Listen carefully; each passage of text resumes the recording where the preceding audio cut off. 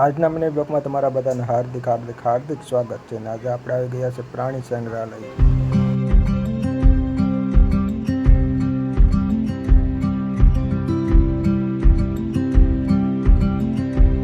અંદર આવતા વેતમાં જ આપણને એક દીપડો જોવા મળી ગયો.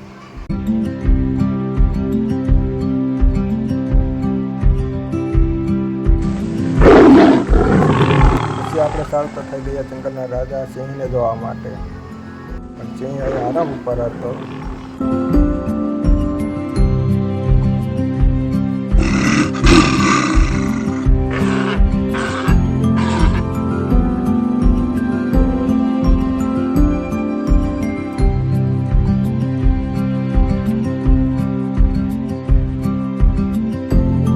તો અહીંયા આપણને એક સોનાના સિંગવાળું પ્રાણી પણ જોવા મળી ગયું.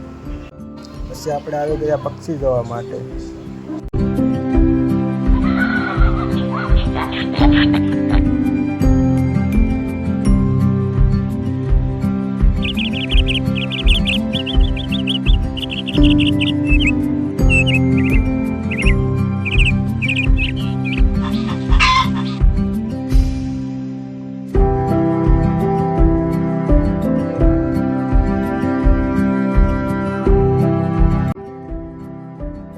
ત્યાંથી બહાર જતા હતા તો આપણને લસણપટ્ટી ખાતા બાળકો જોવા મળી ગયા.